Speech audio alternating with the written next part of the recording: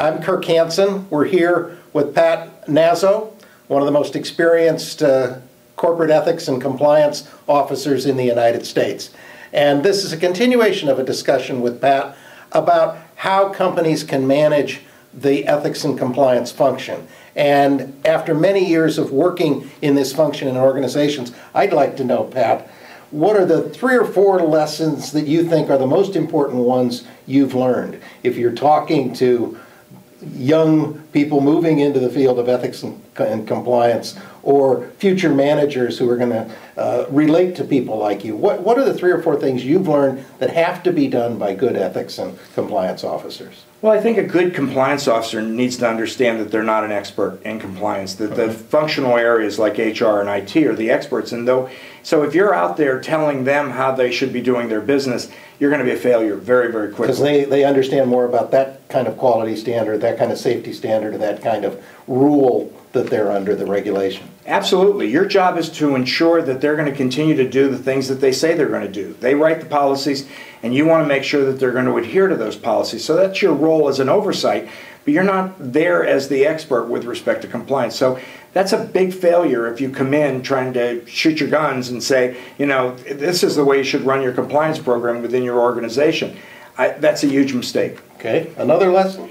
Another lesson is with respect to ethics and compliance is that you investigate issues that are raised.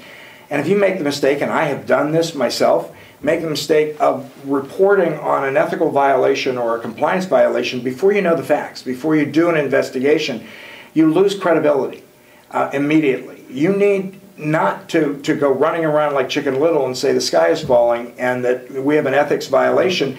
Before you read and understand what the facts are, you do the investigation, you could be destroying somebody's reputation very, very quickly, and the facts just don't bear that out. And that's an important lesson for us to learn. You carried through further on that and said you ought to let the manager in charge or the division general manager report violations rather than you being the person to raise them. Why is that important?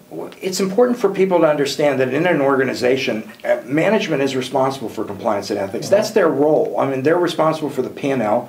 They're responsible for quality. They're responsible for safety. They're responsible for managing their budget.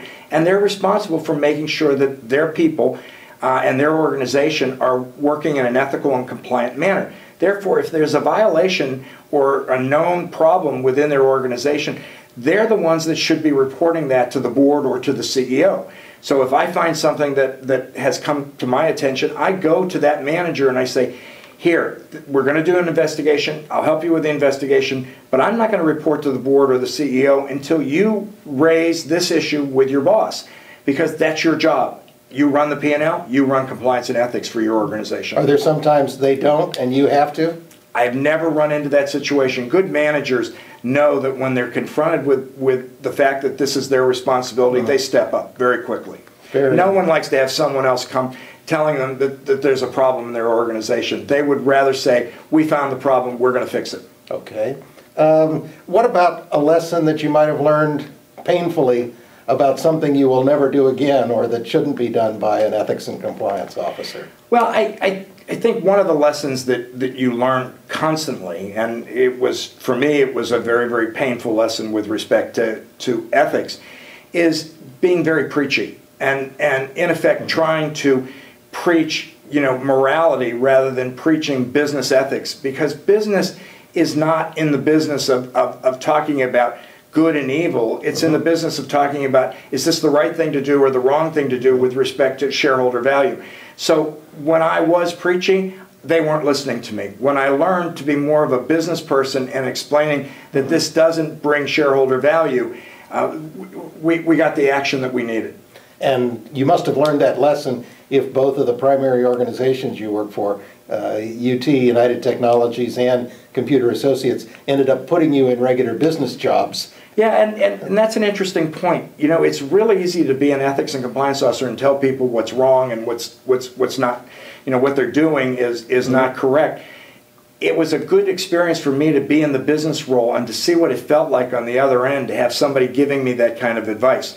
So I learned a lot by being a general manager and saying, wait a minute, you're holding back. Tell me more. Tell me what I'm doing wrong. I need to hear this. It was an important lesson for me. Okay. Thank you for blessing us with the lessons that you've learned in your many years as an ethics officer. Thank you. Thank you.